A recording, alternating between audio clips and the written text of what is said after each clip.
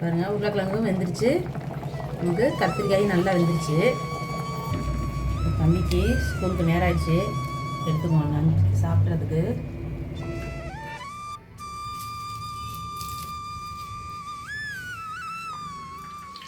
Hi friends, மித்திருது cooking சேனலில் நம்ம இன்றைக்கி பச்சை துவரங்காய் பாருங்கள், நல்லா சூப்பராக முட்டு முட்டாக இருக்குது. இப்போ தான் இது சீசன், அதனால் நல்லா பயிர் பெருசாக இருக்குது. அதனால் இந்த மாதிரி பச்சை துவரங்காய் நான் வாங்கி 1/2 கிலோ உரித்து வச்சுருக்கேன். அது கூடவே கத்திரிக்காய் இந்த மாதிரி முட்டை கத்திரிக்காயாக போட்டுக்கணும். முட்டை கத்திரிக்காய் மாதிரி போட்டு குழம்பு வச்சுன்னு சொன்னால் கறி குழம்பு டேஸ்ட்டு அப்படியே இருக்கும். அது கூடவே 2 உருளைக்கிழங்கு தோல் சீக்கி நறுக்கி வச்சுருக்கேன். இதுக்கு தேவையான பொருள் பார்த்துடலாம். சின்ன வெங்காயம் 100 கிராம் இந்த மாதிரி பொடியாக கட் பண்ணி வச்சுருக்கேன். கூடவே வெள்ளைப்பூடு 10 வெள்ளைப்பூடு, தக்காளி 3 தக்காளி, பழுத்த தக்காளி, கொத்தமல்லி, கருவேப்பிலை, 3 பச்சை மிளகாய். மசாலா பொருள் வந்து மிளகாய்த்தூள், மல்லித்தூள், மஞ்சத்தூள், கரம் மசாலா, தேவையான அளவு உப்பு. இப்போ அடுப்பில் கடாய் வச்சிட்டோம். கடாய் நல்லா சூடாகட்டும். எண்ணெய் 2 டேபிள் ஸ்பூன் அளவுக்கு எண்ணெய் ஊற்றிருக்கோம், சுத்தமான கடலை எண்ணெய். இப்போ எண்ணெய் நல்லா சூடாயிடுச்சு. நம்ம ஒரு 1/2 டேபிள் ஸ்பூன் அளவுக்கு சோம்பு சேர்த்துக்குவோம். சோம்பு நல்லா பொரிஞ்சிச்சு. கூடவே எடுத்து வச்சுருக்க வெள்ளைப்பூடை ஃபஸ்ட்டு சேர்த்துக்குவோம். இது நல்லா வதக்கிக்கலாம்.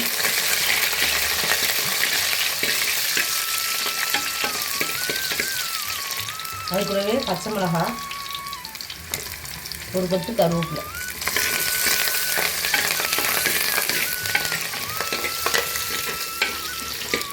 பொடியாக கட் பண்ணி வச்சுருக்க சின்ன வெங்காயம், இது எல்லாத்தையுமே நல்லா வதக்கிக்கலாம். இப்போ பாருங்கள், வெங்காயம் எல்லாமே நல்லா வதங்கிடுச்சு, கோல்டன் ப்ரௌன் ஆகிட்டு பாருங்கள். இந்த ஸ்டேஜில் நம்ம கட் பண்ணி வச்சுருக்க தக்காளியை அது கூட சேர்த்துக்குவோம். கொஞ்சமாக கொத்தமல்லி தழை, இது எல்லாத்தையும் சேர்த்து நல்லா வதக்கிக்கலாம். கொஞ்சம் சீக்கிரமாக வதங்குறது நம்ம லைட்டாக ஒரு 1/2 டேபிள் ஸ்பூன் அளவுக்கு உப்பு சேர்த்துக்குவோம்.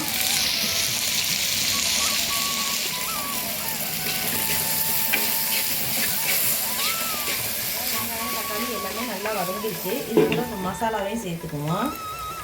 ஒரு 1/2 டேபிள் ஸ்பூன் அளவுக்கு மஞ்சத்தூள், கூடவே 1 டேபிள் ஸ்பூன் அளவுக்கு மிளகாய்த்தூள், 2 டேபிள் ஸ்பூன் அளவுக்கு மல்லித்தூள், 1 டேபிள் ஸ்பூன் அளவுக்கு கரம் மசாலா. இது எல்லாத்தையும் சேர்த்து இந்த மசாலாவை வந்து எண்ணெயிலே வதக்கிக்கலாம். பாருங்க, மசாலா எல்லாமே வந்து நல்லா வதங்கிடுச்சு. இப்போ நம்ம கட் பண்ணி வச்சுருக்க காய் எல்லாமே அதோட சேர்த்துக்குவோம். கத்திரிக்காய், உருளைக்கிழங்கு, கூடவே துவரங்காய்.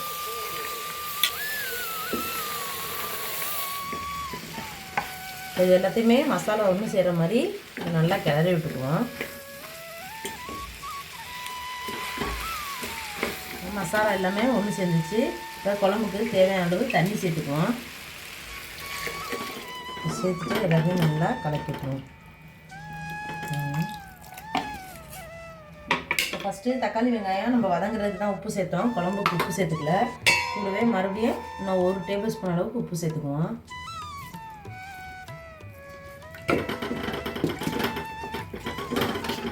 இப்போ இது நல்லா கொதிச்சு வரட்டும். ஒரு தட்டை போட்டு மூடி வச்சுக்குவோம். ஒரு 20 நிமிஷம் கழிச்சு மறுபடியும் குழம்பு திறந்து பார்ப்போம்.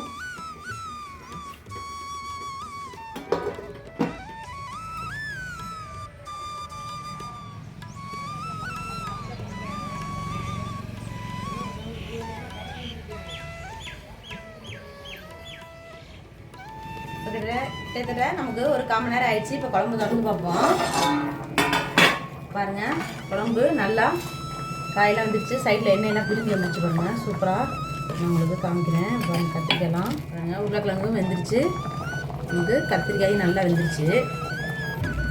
தம்பிக்கு ஸ்கூலுக்கு நேரம் ஆயிடுச்சு, எடுத்துக்குவாங்க சாப்பிட்றதுக்கு.